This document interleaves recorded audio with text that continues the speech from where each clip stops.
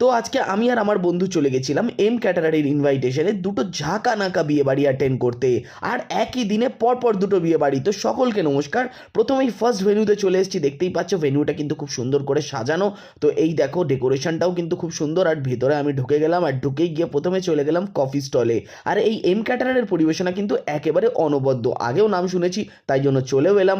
আর দেখতে পাচ্ছ আমি কফিটা ফার্স্টে খেয়ে নিলাম, আর এই কফির পরেই ছিল আলাদাই স্টার্টার ভাই।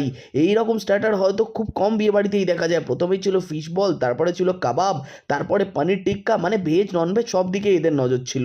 প্রথমেই একটা বলে আমি পনির টিক্কা আর ফিশ বল নিয়ে নিলাম, আর তারপর একটা বলে দু রকমের কাবাব নিয়ে নিলাম। পনির টিক্কার টেস্ট কিন্তু একেবারে অনবদ্য ছিল, যেরকমটা ভেজে লাগে তেমনটা কিন্তু নয়, দেখে মনেই হচ্ছিল না আর খেয়েও মনে হচ্ছিল না এটা ভেজ। আর তারপরে ফিশ বল ছিল, আর তারপরে দু রকমের কাবাব, মানে একেবারে মনে হচ্ছিল রেস্টুরেন্টে বসে খাচ্ছি।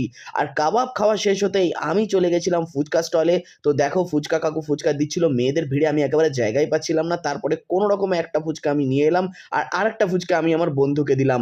আমার তো ভালোই লাগছিল, আর ও বললো খেয়ে কিন্তু ওরও বেশ দারুণ লাগছে। আর এদের পরিবেশনা তো একেবারে অনবদ্য। তো দেখো এবার আমি মেন কোর্সের স্টলে চলে এসেছি, আর এখানে এসেই আমি জানতে পারলাম যে পৃথিবীতে এত ধরনের স্যালাডও হয়।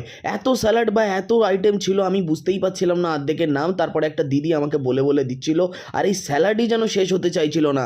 তারপর স্যালাডের পর আমি একেবারে চলে গেছিলাম মেন কোর্সের স্টলে। তো যেখানে প্রথমেই ছিল বেবি নান, বেবি নানটা দেখতে পাচ্ছ, তারপরে পনির চানা ছিল, ফিশ ফ্রাই ছিল, তারপর ছিল পি রাইস অর্থাৎ পিস রাইস, তারপর দই কাতলা আর মাটন কষা, আর সঙ্গে ছিল ভেজদের জন্য বিভিন্ন রকম আইটেম। আর তারপরে ডেজার্টে ছিল ফুড চাটনি, তারপরে পাঁপড়, তারপরে রসগোল্লা, সন্দেশ, আরও কত কি। আর তারপরে আমি নিয়ে নিয়েছিলাম বেবি নান আর সঙ্গে পনির চানা, আর সঙ্গে নিয়ে নিয়েছিলাম একটা ফিশ ফ্রাই যেটা পিওর ভেটকি মাছের ফিশ ফ্রাই ছিল।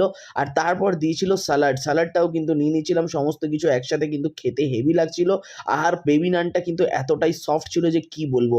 আর তার সাথে সাথে বেবি নানটা দিয়ে চানা পনিরটা খেতে কিন্তু একেবারে হেভি লাগছিল। আমি তো খেয়ে একেবারে হারিয়ে গেছিলাম। আর এরপরেই আমি খেয়ে নিয়েছিলাম ফিশ ফ্রাইটা। ফিশ ফ্রাইটা তোমরা দেখতে পাচ্ছ ফিশ ফ্রাইয়ের সাইজটা কতটা বড়, আর ফিশ ফ্রাইয়ের টেস্টও কিন্তু তার থেকেও দারুণ। আর এরপরে আমি নিয়ে নিয়েছিলাম আজকে শো স্টপার অর্থাৎ পি রাইস আর মাটন কষা। মাটনের গ্রেভিটা তোমরা দেখতেই পাচ্ছ, আর মাটনের পিসগুলো কিন্তু ছিল যথেষ্ট বড় আর একেবারে তুলতুল করছিল, যাকে বলে লাল লাল ঝালঝাল। আর একেবারে কোয়ালিটি কিন্তু ঝরে ঝরে পড়ছে, দেখতেই পাচ্ছ। তো তারপরে মাটনটা নিয়ে আমি মাখিয়ে খেতে শুরু করলাম। সবাই আমার দিকে দেখছিল, কিন্তু আমার অত লজ্জা টজ্জা করছিল না। সবাই খাচ্ছিল, আমিও খেয়ে নিচ্ছিলাম। আর এত সুন্দর টেস্ট ছিল, আর গরমও ছিল সঙ্গে, কি বলবো তোমাদেরকে। মাটন হলে এরকমই হওয়া উচিত। আর তারপরে আমি চলে গেছিলাম ডেজার্টের স্টলে। ডেজার্ট খাওয়ার পর আইসক্রিম নিয়ে ওখান থেকে আমি চলে গেছিলাম আরও একটা বিয়ে বাড়ির উদ্দেশ্যে। আর তোমাদের স্পেশাল অকেশনে কিন্তু এম ক্যাটারারকে বুক করতে একদম ভুলো না। আর এইরকমই ব্লগ দেখার জন্য পেজটাকে ফলো করে দিও। আর পার্ট 2 দেখতে চাই